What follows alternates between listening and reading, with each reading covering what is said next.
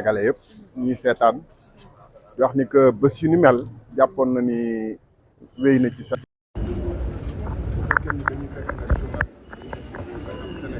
muy wax ci réew mi te violewul secret défense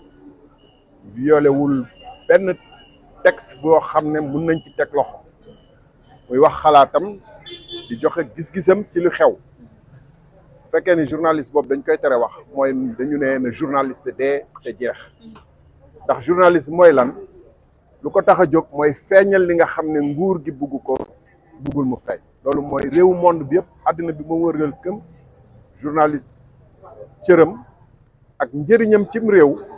mooy feeñal lu nëbb loo xam ne nguur gi wala justice bi wala ñi am doole bëgguñu mu feeñ bu fekkee nag loolu la ñu bëgg a tere journalisme te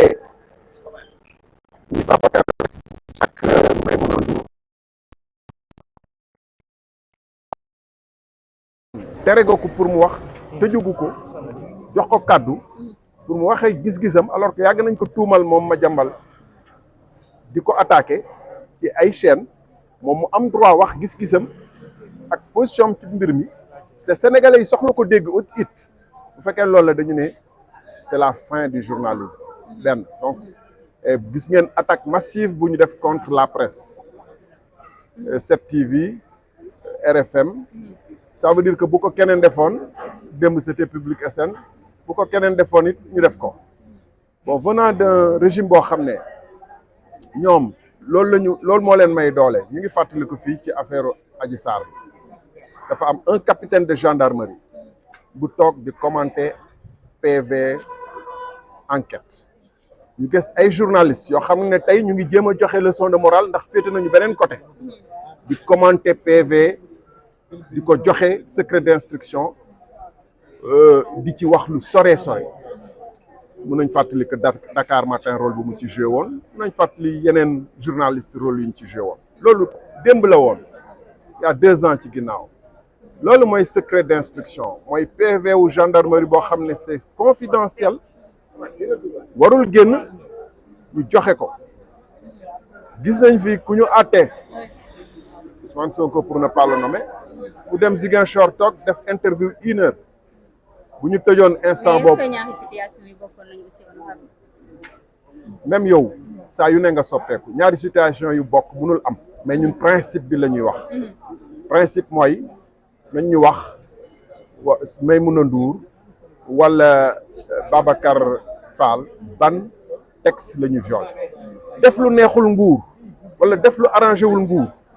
loolu du attekaayu presse nee naa la rôle am mooy feeñal li nga xam ne dafa làqu te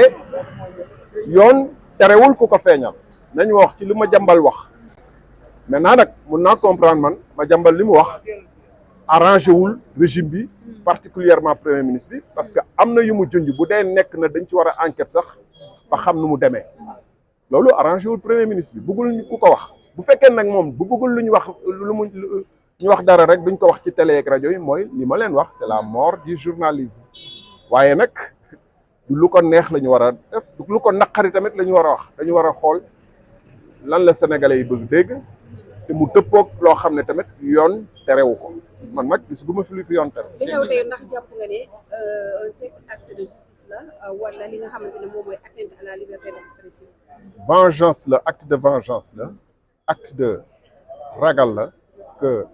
Madiambal yi muy wax ni dossier yi mu tudd yi sénégalais yi di ci man gëmoon nag Madiambal yor na ay documents surtout ba mu demee 1 mois yëngatuwul je me dis que bon mais là je commence à croire sérieusement que dossier yu mu bëgg a wax yi moom moo tax ñu tere ko wax à 7TV moom moo tee ñu tere ko wax à RFM et jamono ji fu mu toll nii tey mënuñu tere quelqu'un de s'exprimer ak réseaux sociaux ak médias yi day tax sax sénégalais yi gën a bàyyi xel ci dossier yi mu junj te amaana yor na leneen man du ma prononcé wu dans le fond du dossier Madiambal j'ai des commentaires spécifiques dessus mais je me les réserve pour moi mais je dis je le résume en français pour que ce soit encore plus explicite le journalisme est né pour montrer dévoiler, révéler ce que les pouvoirs n'ont pas envie qu'on révèle. C'est pourquoi on appelle la presse un contre-pouvoir ou le quatrième pouvoir. C'est pour absolument révéler ce qui ne plaît pas à l'État ou au pouvoir de manière générale ou aux puissants. Et si aujourd'hui, sans qu'on nous dise en quoi les révélations faites ou l'intervention faite par Madiambal constitue une violation de quelque loi ou code de ce pays, alors que lui-même fait l'objet de dénigrements, d'attaques, de toutes sortes d'attaques contre lui, il a le droit quand même de donner aussi sa part de vérité. Dans tous les pays du monde, ça se passe comme ça. On dit, non, des journaux peuvent sortir des choses, des contenus des rapports de scientifiques le concernant ou concernant d'autres personnes. Des journaux peuvent révéler ce qu'on lui reproche, détailler tout ce qu'on lui reproche, par où il est passé, sa famille, ses secrets de famille, les implications de sa famille, de son fils, et que lui, il n'a pas le droit, par contre, à la parole pour s'exprimer. Ça, c'est s'attaquer à la liberté d'expression, mais s'attaquer aussi au pouvoir de la presse. Et je dis, ce qui a été fait est une violation flagrante de toutes les libertés. Je ne vois pas, vraiment, sincèrement, je ne vois pas quel article ils vont invoquer pour pouvoir justifier ce qu'ils sont en train de faire. Sauf qu'ils ont la force publique, ils peuvent se permettre de faire ce qu'ils veulent, d'attendre que des gens aillent à l'aéroport pour voyager et qu'ils leur disent non, vous êtes interdit de voyager, de vouloir fermer la bouche à ceux qui veulent s'exprimer. Et je lance un appel aux universitaires, aux intellectuels. On a vu vers la fin du règne de Macky Sall des pétitionnaires, des intellectuels, des universitaires qui ont fait force de pétition. Je sais que les mêmes libertés, les libertés sont violées de manière massive actuellement. La liberté d'expression, les droits des individus, on séquestre des individus, on les enferme, on les amène en instruction, Abdou Nguer, Badara Gadiaga, tant d'autres, juste pour leur fermer la bouche. Alors, ces universitaires-là, il ne faut pas qu'ils soient habitués à attendre les fins de règne pour pouvoir